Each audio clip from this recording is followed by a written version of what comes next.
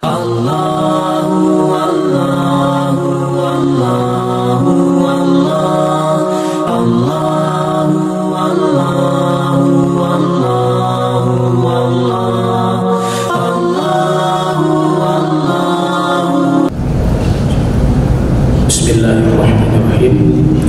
Assalamualaikum warahmatullahi wabarakatuh. Alhamdulillahirabbil alamin wa bihi nasta'inu ala kulli umuri dunya waddin. Asyhadu an la ilaha illallah wahdahu la syarika lah wa asyhadu anna sayyidana Muhammadan 'abduhu wa rasuluh. Allahumma salli wa sallim wa barik wa an'im ala nabiyyina al-karim Muhammadin wa ala alihi wa ashabihi wa man ihtada bi sunnatihi ila yaumiddin. Amma ba'd. Alhamdulillah, segala puji bagi Allah Azza wa Jalla. Pada siang hari ini di pertengahan menuju akhir daripada bulan Sya'ban, Allah Subhanahu wa taala mengizinkan kita dan memberikan kita nikmat untuk bisa datang ke masjid Jami' Fathahillah yang kita cintai ini untuk melaksanakan salat zuhur. Lalu kita akan saling tawasaw bil haq, tawasaw bis sabr, saling mengingatkan kepada yang hak dan saling mengingatkan kepada kesabaran. Sebagaimana disebutkan oleh Allah Subhanahu wa taala dalam surat Al-'Asr, wal 'asri innal insana lafi khusr illa alladzina amanu wa 'amilus salihati wa tawassaw bil haqq wa tawassaw bis sabr. Demi masa sesungguhnya kita ini adalah orang-orang yang merugi kecuali orang-orang yang beriman dan beramal soleh, lalu mereka saling menasihati dan berwasiat dalam yang hak dan kesabaran. Al-Imam Syafi'i rahimahullah ta'ala menyebutkan bahwa law lam yunzilillahu khairu hadhihi surah min al-Qur'ani lakafatuhu. Seandainya Allah Subhanahu wa ta'ala tidak turunkan dari Al-Quran melainkan hanya surat Al-'Asr ini, maka ini sudah cukup, kata Imam Syafi'i, karena luasnya cakupan dan kandungan daripada surat Al-'Asr tadi. Kita bersyukur kepada Allah atas nikmat yang Allah berikan, atas kesempatan yang Allah berikan, terutama nikmat keterbukaan hidayah untuk kita melangkahkan kaki ke masjid yang kita cintai ini. Begitupun nikmat kesehatan dan kesempatan yang disebutkan oleh Nabi SAW dalam hadis yang sahih, nikmatani maghbunun fihima katsirun minan nas. Ada dua nikmat yang banyak sekali manusia tertipu di dalamnya. Yang pertama as-sihhatu, yang kedua al-faragh. Yang pertama adalah kesehatan dan yang kedua adalah kesempatan. Jadi mungkin banyak orang sehat, banyak orang sempat, tapi Allah Subhanahu wa taala tidak jadikan dia mendapatkan taufik sehingga dia tertipu dengan dua nikmat ini. Maka kita bersyukur dengan dua nikmat yang Allah berikan ini sehingga kita bisa melangkahkan kaki menuju Masjid Fathahillah yang kita cintai. Ikhwani wa akhwati, ahabbani Allah wa iyyakum. Kemudian salawat dan salam kepada Nabi kita, Nabi Muhammad sallallahu alaihi wasallam. Beliau adalah Nabi junjungan kita, suri tauladan yang menjadi panutan dalam hidup kita, dan kita berharap suatu saat atau kita berharap kelak pada hari kiamat Allah Subhanahu wa taala kumpulkan kita bersama beliau dan diizinkan kita untuk minum dari telaga Kautsarnya, dan semoga Allah lindungi kita dari golongan orang-orang yang terusir dari telaga Nabi sallallahu alaihi wasallam yang disebutkan oleh Allah Subhanahu wa taala dalam hadis, innaka la tadri ma ahdatsu min ba'dik, karena engkau tidak tahu apa yang mereka perbuat setelah kematian. Ikhwani wa akhwati, bapak dan ibu, jamaah salat zuhur Masjid Fathahillah, a'azzani Allah wa iyyakum. Allah Subhanahu wa taala menjadikan kehidupan ini semuanya adalah ujian. Dan itu jelas sekali tertulis dalam Al-Quran. Allah Subhanahu wa taala berfirman, Tabarakalladzi biyadihi al-mulku wa huwa ala kulli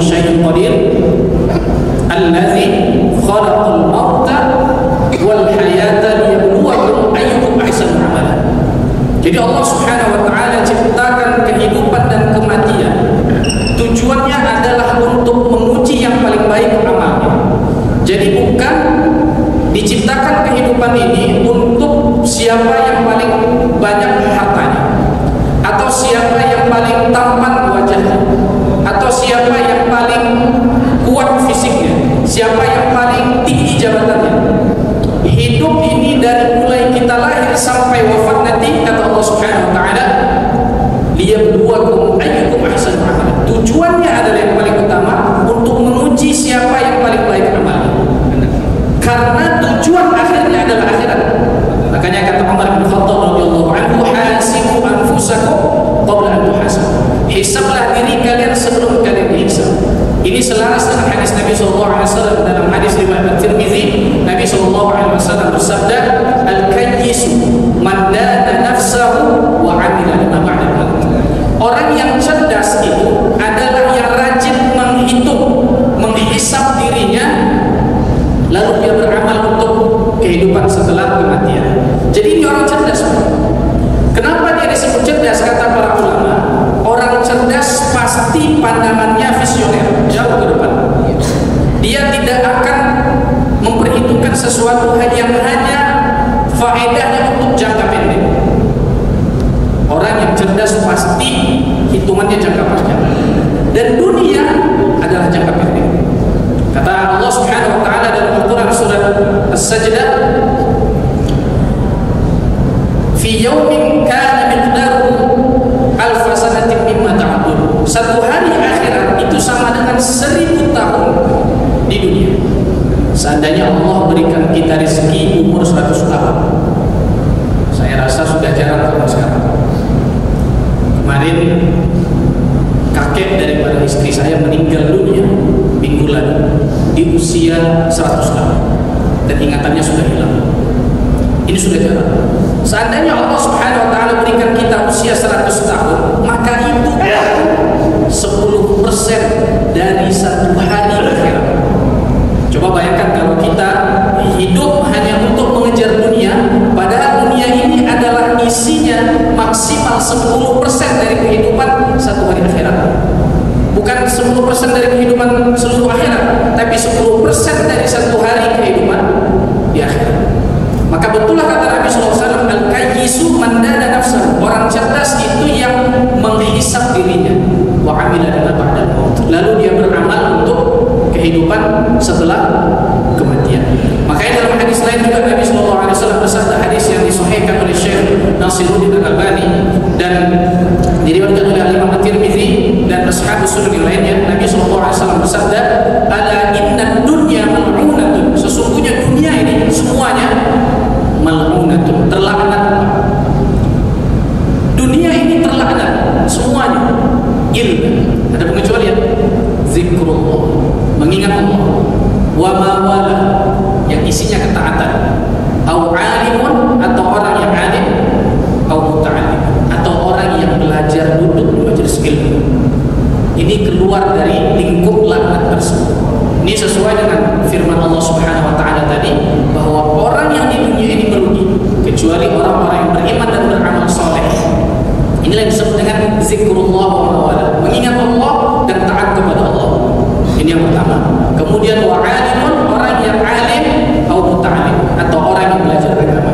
Maka kehidupan ini adalah ujian, sehingga potensi bil husuli 'ala al-humumi wal ghumum besar.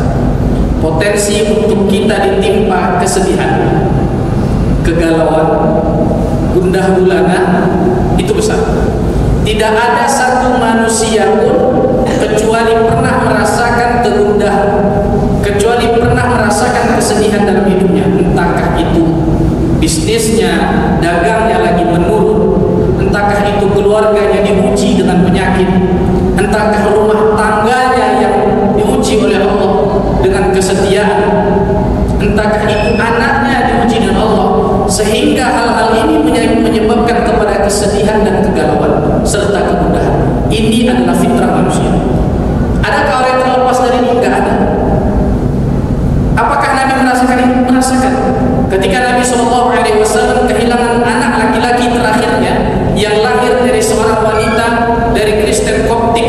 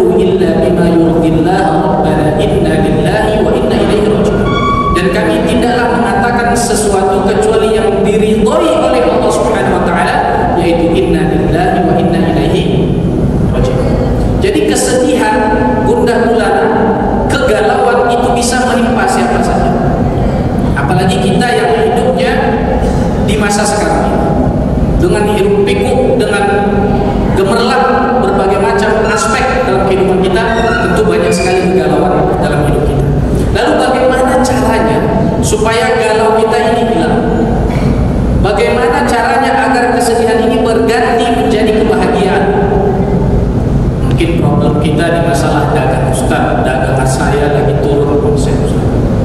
Baru naik merangkak lambat Ustaz. Saya terus terang agak sedih, agak galau Ustaz. Rumah tangga saya lagi diuji Ustaz. Anak saya lagi sakit. Gimana Ustaz? Hati saya tidak tenang. Kalau jamaah yang dirahmati Allah Subhanahu wa taala, ini adalah hal yang manusiawi yang Allah fitrahkan kepada setiap manusia. Tidak ada siapapun terlepas. Maka cara untuk menghindar atau untuk mengobati hal tersebut ada beberapa hal yang disampaikan oleh para ulama. Yang pertama, an-nujubu ila Allah Subhanahu wa taala. Kembali kepada Allah Azza wa Jalla. Hadirin hadirat, Bapak dan Ibu, ikhwani wa akhwati azani Allah wa iyyakum. Kejadian perang Uhud. Perang Uhud itu adalah perang di mana Khalid bin Walid berhasil mengalahkan kaum muslimin. Meskipun ada perselisihan di kalangan para ulama, apakah kaum muslimin kalah atau menang. Ada yang mengatakan seri, imbang. Tapi banyak ulama juga mengatakan ini kalah kaum muslimin.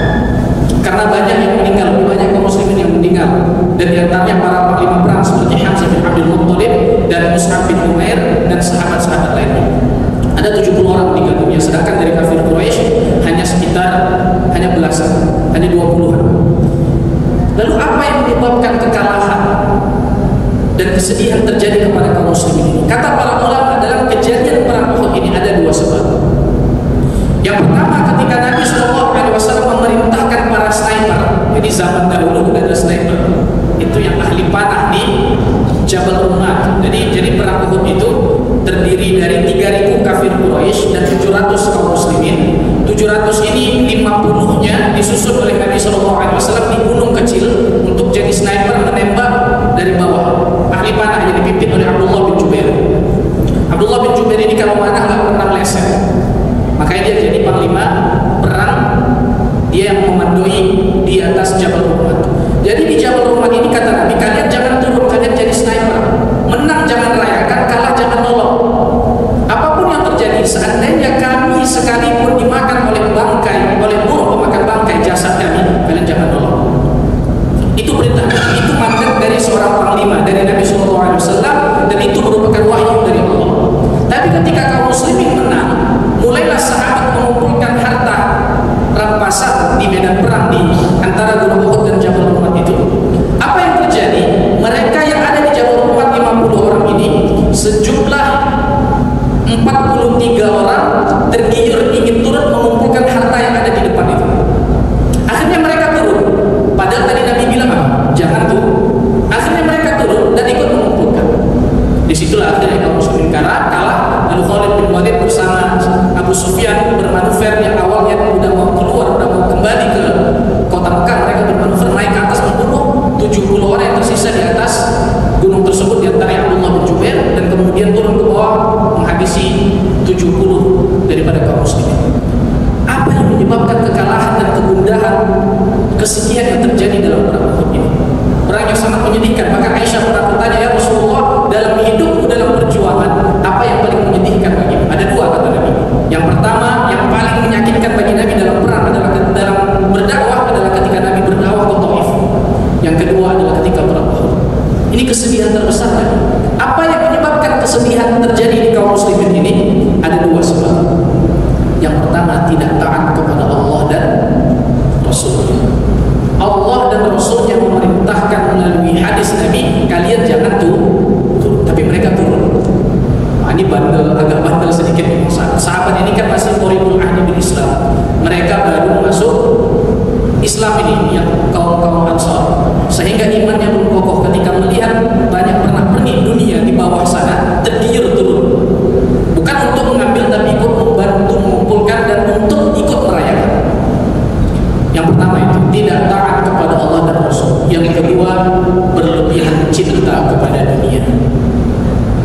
Berlebihan cinta kepada dunia. Selalu permasalahan kita dalam hidup adalah pada dua hal ini. Tidak taat kepada Allah dan Rasulnya. Mungkin ketika misalnya dalam ada hal, makanya kata para ulama terdahulu, bahkan seandainya kami melihat perubahan pada kuda kami, melihat perubahan pada istri dan anak kami, kami beristighfar kepada Allah. Bisa jadi ada ketidaktaatan kami kepada Allah yang mengakibatkan hal tersebut sehingga mendatangkan kesedihan. Maka cara pertama untuk mengobati kesedihan dan kegundahan kita adalah al-wujuhu ilallahi azza wa jalla, kembali kepada Allah subhanahu wa ta'ala. Sebagaimana Nabi Yakub ketika bersedih, Nabi Yakub pernah bersedih. Kapan bersedih? Ketika Nabi Yusuf hilang. Ketika dia main-main sama saudara-saudaranya lalu hilang. Apa yang dilakukan Nabi Yakub? Nabi Yusuf hilang. Apa yang dilakukan oleh Nabi Yakub alaihissalam? Beliau berdoa kembali kepada Allah. Apa doanya? Innama ashku bathi wa huzni ilallahi wa a'lamu minallahi ma la ta'lamun. Sesungguhnya aku hanya mengadukan kesedihanku, kegalauanku kepada Allah, dan aku mengetahui apa yang kalian tidak ketahui dari Allah subhanahu wa ta'ala. Jadi kembali kepada Allah. Itu yang pertama. Kemudian yang kedua, perbaiki sholat.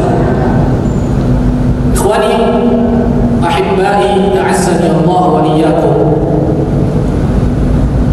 Sholat adalah amal ibadah paling mulia dibandingkan yang manapun setelah tauhid.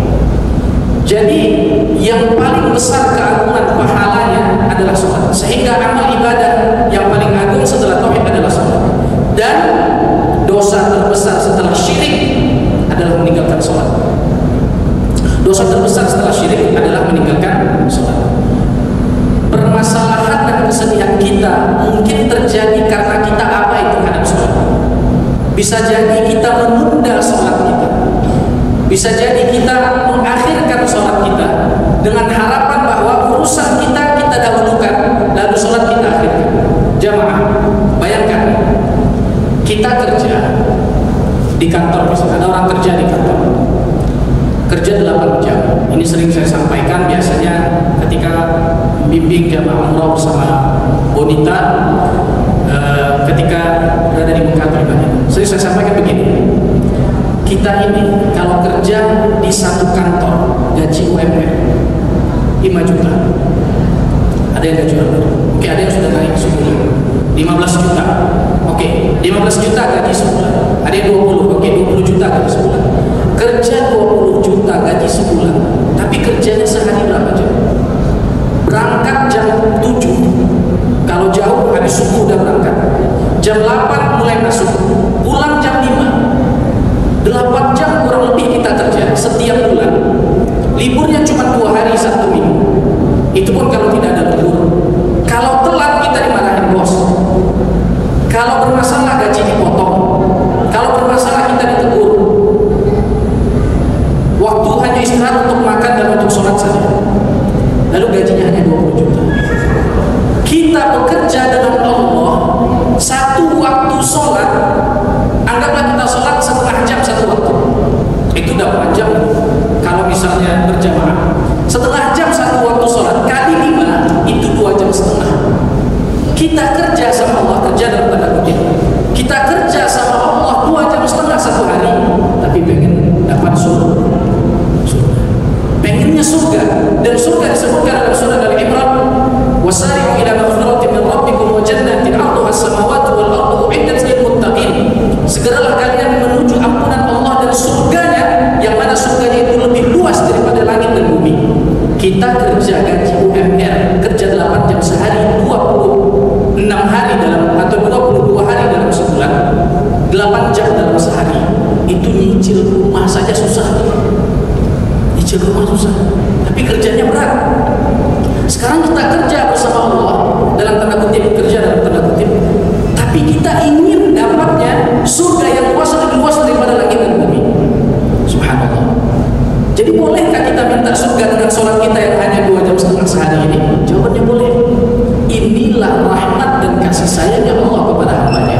Maka setiap humum atau kegundahan gulanahan yang kita hadapi dalam kehidupan, itu bisa jadi salah satunya adalah karena kita abai terhadap sholat. Itu yang kedua. Jadi kembali ke sholat, perbaiki sholat. Maka kata Nabi SAW, wa ju'ilat qurratu 'aini fi sholat, dan dijadikan ketenangan bagiku di dalam sholat. Kita kadang sedih melihat sebagian saudara Semoga Allah Subhanahu wa taala memberikan hidayah. Ada yang lelah kerjanya, capek pagi sampai malam, kemudian penghasilan tak seberapa tapi tidak sholat. Ini sedih sekali. Jadi yang kedua adalah kita kembali kepada sholat. Kemudian yang ketiga, qiraatul Quran bitadabbur, membaca Al-Quran. Sekarang kita menjelang bulan Ramadan. Ikhwani wa akhwati ahabbani Allah wa iyyakum. Kita sekarang di bulan Sya'ban. Nanti Ramadan. Ramadan adalah syahrul Quran. Mulailah dari sekarang membaca Al-Quran. Jangan situ Ramadan baru mulai, kaget lagi, sehingga kita tidak betah membaca Al-Quran. Dilatih rutin mulai dari sekarang. Harusnya mulai dari sebelum-sebelumnya, sehingga ketika masuk bulan Ramadan kita tidak kaget untuk menghadapi bulan Ramadan, bulan Al-Quran. Kenapa membaca Al-Quran itu mendatangkan ketenangan dan menghilangkan kesedihan? Sebagaimana Allah Subhanahu wa taala berfirman, "Wa nunazzilu minal Qur'ani wa huwa shifaa'un wa rahmatun lil mu'minin wa la yazidu adh-dhalimina illa khasara." Dan kami turunkan kepada kalian Al-Quran sebagai syifa, obat, sebagai syifa wa rahmah, dan sebagai rahmat. Jadi Al-Quran adalah syifa dan rahmat. Kalau ingin tenang, baca Quran. Maka kata Utsman bin Affan radhiyallahu anhu, sebagaimana dinukil oleh sebagian para ulama, sebagian ashabus sunan, hadis ini hadis mauquf karena dia cuma sampai kepada Utsman bin Affan. Kata Utsman bin Affan, "Lau kana qalbuna tahiran," atau kama qala Rasul, seandainya lah hati kita suci, ma yashba'u min al-Quran, tidak akan kenyang dalam membaca Al-Quran, tidak akan puas kalau hati kita suci. Maka untuk mensucikan hati itu kita harus membaca Al-Quran. Kemudian yang berikutnya, untuk mengobati rasa kesedihan dan gundah gulana adalah doa. Karena sesungguhnya Allah lah yang menurunkan ketenangan, Allah lah yang menurunkan rahmat. Allah Subhanahu wa taala berfirman tentang kisahnya Maryam dalam surat Maryam, "Walam akun bidu'aika rabbi syaqiyya." Aku tidak pernah kecewa dalam berdoa kepada Engkau. Karena Allah sendiri berjanji, "Wa idza sa'alaka 'ibadi 'anni fa inni qaribun ujibu da'watad da'i idza da'ani falyastajibu li wal yu'minu bi la'allahum yarshudun." Kalau hamba bertanya tentangku, katakan aku dekat, dan Allah mengabulkan doa bagi hamba-hambanya yang meminta. Jadi berdoa kepada Allah agar ketenangan diturunkan kepada kita. Kemudian berikutnya, sebelum terakhir, istighfar. Nabi SAW bersabda dalam hadis yang didhaifkan oleh sebagian para ulama, tapi maknanya dihasankan dan disahihkan oleh mereka karena sesuai dengan surat Nuh. Jadi hadis ini dhaif secara sanad tapi sahih secara makna. Dan ini sesuai dengan surat dalam surat Nuh. Apa hadisnya? Man lazama istighfar, siapa yang rajin istighfar. Jadi istighfar ini amal yang sederhana tapi manfaatnya luar biasa. Man lazama istighfar, ja'alallahu lahu min kulli dhiqin makhraja. Jadi orang yang rajin istighfar, Allah akan jadikan bagi setiap kesempitan itu ada jalan keluar. Wa min kulli hammin faraja, dan setiap gundah gulana, kesedihan, kegalauan, faraja, ketenangan. Wa razaqahu min haitsu la yahtasib, dan memberikan rezeki dari arah yang tak disangka-sangka. Jadi kalau mau kita sebagai pedagang, pengusaha, omset kita naik, profit kita nambah, perbanyak istighfar.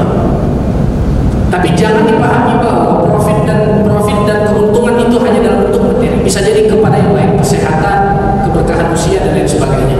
Jadi barang siapa yang rajin istighfar, maka jalan keluar bagi masalahnya, ketenangan bagi gundah gulananya, dan rezeki dari arah yang tak disangka-sangka. Rajin istighfar. Dan ini sudah terbukti banyak sekali kisah yang menunjukkan bahwa istighfar mengabulkan doa. Ada satu kisah disebutkan, walaupun cerita ini sebagian ulama mendhaifkannya, bahwa ada seorang tukang roti yang ingin berjumpa dengan Imam Ahmad. Dia istighfar setiap hari. Tiba-tiba Imam Ahmad terpanggil untuk datang ke kampung itu. Ketemu dengan tukang roti ini, kemudian dibawa ke rumah tukang roti. Jadi Imam Ahmad dibawa ke rumah tukang roti ini tanpa diketahui ini Imam Ahmad. Dia nggak tahu ini Imam Ahmad. Dibawa ke rumahnya sambil menyajikan makanan untuk si tamu. Tukang roti ini belum tahu bahwa ini Imam Ahmad. dia kasih roti. Itu kalau roti, dia kasih roti, dia kasih minum. Sambil istighfar, astagfirullah, astagfirullah, astagfirullah. Tidak berhenti lisannya istighfar. Imam Ahmad ingat, dia pernah meriwayatkan hadis ini. Jadi hadis manla sambil istighfar itu juga diriwayatkan oleh Imam Ahmad dalam musnadnya. Imam Ahmad ingat hadis ini. Kata Imam Ahmad, orang ini istighfar terus. Saya ingat bahwa orang yang istighfar rezekinya akan diberi dengan jalan yang dari sangka-sangka, jalan keluar, tidak jalan masalah akan diberi jalan keluar, kesedihan akan diberi kebahagiaan. Lalu Imam Ahmad bertanya kepada tukang roti, wahai saudara, kau ini rajin istighfar. Apa yang sudah Allah berikan kepada engkau? Apa kata tukang roti? Semuanya sudah Allah berikan kecuali satu. Saya pengen ketemu dengan Imam Ahmad. Pada saat itu Imam Ahmad ada di depannya. Ini keutamaan istighfar, jamaah haqqanillah wa iyyakum. Jadi kalau ingin rezeki kita datang dari arah tadi sangka-sangka, masalah kita selesai, gundah gulana kita hilang, maka kita berbanyak istighfar. Kenapa? Karena gundah gulana, masalah rezeki macet, ini sebabnya adalah dosa. Ini sebabnya adalah dosa. Al-Imam Ali radhiyallahu anhu warḍah mengatakan, "Ma nazal al-bala'u illa bi dzambin wa ma rufi'a illa bi taubah." Tidaklah turun suatu musibah kecuali dengan dosa dan tidak diangkat kecuali dengan taubat.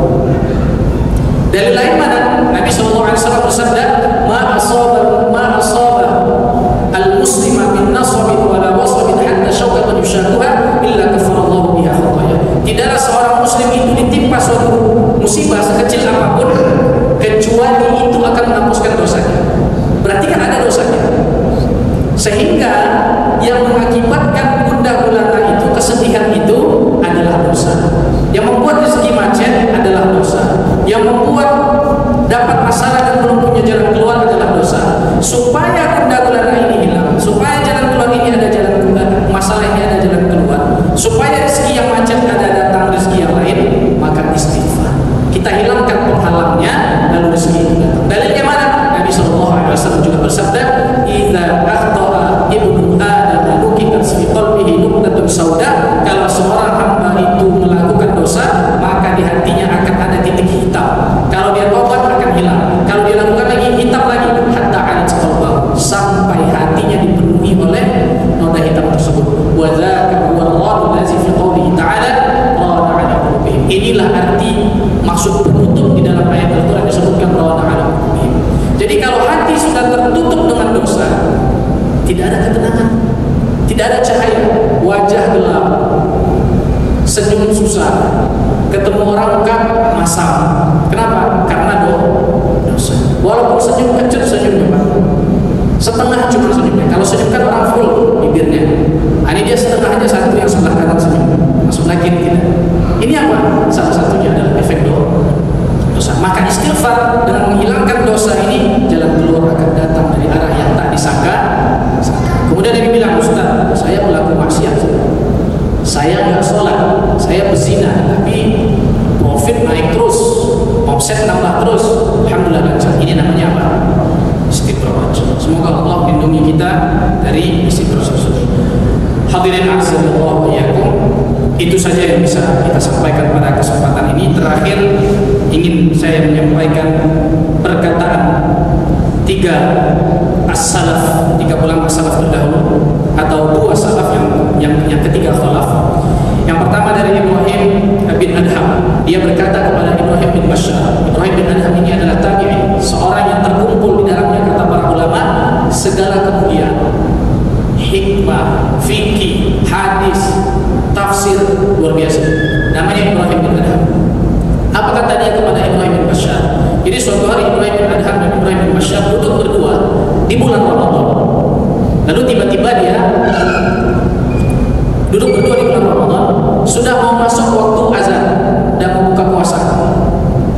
Apa kata Ibrahim bin Bashar?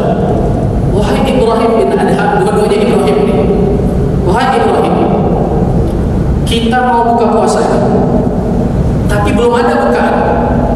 Jadi 5 menit lagi mau azan, tapi bukaan belum ada. Apa nasihat Ibrahim bin Bashar? Ibrahim bin Adham, kata Ibrahim bin Adham, la takhtam, jangan galau, jangan galau.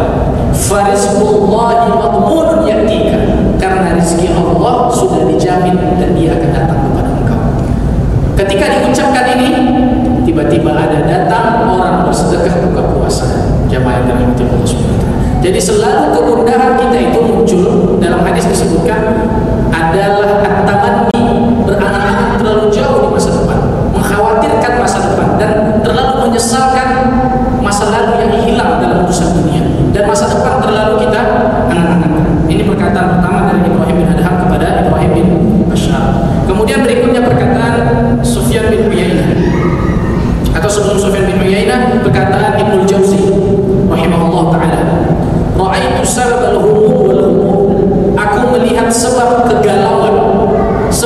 kesedihan.